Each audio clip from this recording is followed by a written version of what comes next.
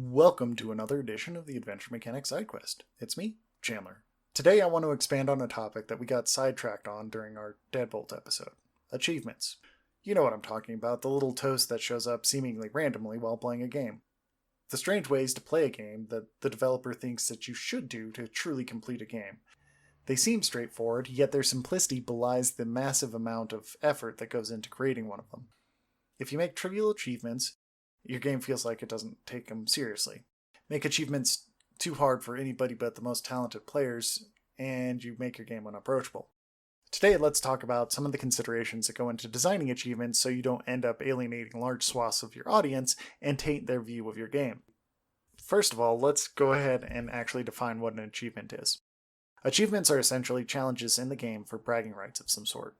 They've been around since at least the Atari era, but they've really came into their own when they got tracked on the Xbox 360. With that, you could really show off what you've done and rub your achievements into the face of that little kid that always claims to have beaten every single game you bring up. Ever. Or so I'm assuming. I never actually got into the Xbox 360, so my first experience with the achievements was through using the PC gaming service, Steam. Whatever the bragging right, achievements getting tracked forces game developers to consider what is worth implementing as an achievement and what is not worth tracking. As Devin mentioned in our Deadbolt episode, not all achievements are equal. Some achievements focus on progression, especially for story-driven games. Others will focus on challenges that the player must complete in order to get. They can veer into the absurd and have the player searching for trinkets or other things and find them all. Since achievements don't have to fit into the game's world, they can get the player to do things outside of the game as well. For the sake of this talk, I'm going to break achievements into three main categories. Progression achievements, where the player is likely to get them as long as they're playing the game. Challenge achievements, where the player must do something difficult to complete. And meta achievements, things that aren't necessarily challenges for story progression, but are still ways of interacting with the game. As we begin this talk about achievements, let's step back and ask how often we should use them. Ideally, they should be uncommon. They should be a surprise that the player stumbles across while playing the game. If the surprise is too common, they won't really feel surprised by them. If you have so many that the player seems to trip over them all the time, it'll feel like the achievements don't have value. Done poorly, it'll feel like they're walking through spider webs. You just can't get away from them and they're always in your way. Don't make your player feel like this. Let's talk about the achievements now that we know not to use them too much. Progression achievements. These are the most straightforward. When the player makes it to a certain story beat in your game, they'll get an achievement. As long as your game is broken up into chapters, acts, or whatever, you can tie achievements into these sections. And since achievements are typically tracked, this provides valuable data points for your player base. Is everyone making it to the end, or is there a sudden drop in progression achievements after a certain chapter? You can use this data to change the way that area plays or make it easier to progress in some other fashion.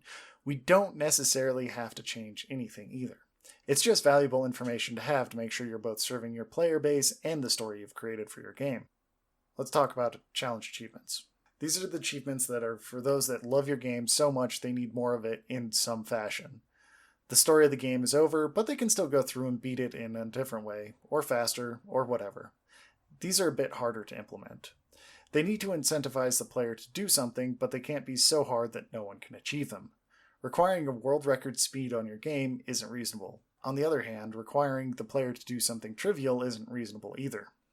Challenge achievements must be balanced to a difficulty slightly above the average player's capability. They should not end up as a tedious fetch quest style mission either. No one really likes killing the same creature over and over again or collecting the same thing over and over again, and incentivizing your player to do this with achievements only will crystallize that opinion. Tedium's not fun, no matter what pat on the back there is at the end of it. Let's talk about that last category, meta achievements. These are achievements that aren't like the other two. Defeating a specific character or monster with a comedy weapon, doing something specific on a specific day, or something like watching ads. Ugh. These can all be meta achievements. The player knows that they're not part of the world and they're doing something arbitrary just for the sake of achievement hunting. These types of achievements are the most challenging to pull off and should be used the most sparingly. You don't want to pull your player out of your game, and these types of achievements do exactly that. On the other hand, if you want your player to experience something specific, put in an achievement for it. If you do that, make sure you don't put in a large number of these though. I know the urge, you want your players to experience everything that your game has to offer. If you put too much of this in, though, you'll give your game another progression path whether you intend it that way or not. Let's talk about the uglier part of meta achievements, though. If you need players to watch ads to make money, for the love of whatever deity you choose, do not make it an achievement. This signals to your player that you don't actually care about them, you only care about their eyeballs for money. While this may be true for you, coming out and saying it will only poison the well of players before they can give you that sweet, sweet attention. Another way to alienate your player base is to wall off the achievements in some way. I'm talking item-specific or date-specific achievements. Or even worse yet, a one-time achievement at launch or something like that. If you want your players to do something on specific days, you can. Doing it through achievements is not the way to do that. If you force your player to be online at a specific time, and perhaps only at one opportunity, you're going to annoy your player base. This shows that you either didn't think about your achievements, or worse, you're an arbitrary and capricious developer. Challenge is fine, but time limiting something? That's just not worth it. Give players multiple chances to do something, even if it demands that they play through your game again. I guess I'm saying don't be mean to your players, as tempting as it may be at the time. So what is a developer supposed to do with these three types of achievements besides not use them very often? Well, use them to get the player to interact with your game in novel or strange ways. Get the player to be delighted when they come across them while playing. And if they've already peeked at the list of achievements, make it a puzzle that they must solve. Make your achievements interesting. Show your players that you respect their time and you want them to play your game more. There's a lot of examples of doing achievements well, and even more examples of how not to do them. Ask yourself if they add anything to your game, or are all the ones you can think of boring and tedious? Unless you plan on releasing to a platform that requires them, consider leaving them out. As with any creative medium, one specific thing may not fit your design. Although I have more to say about achievements, I think this is a good spot to stop for now.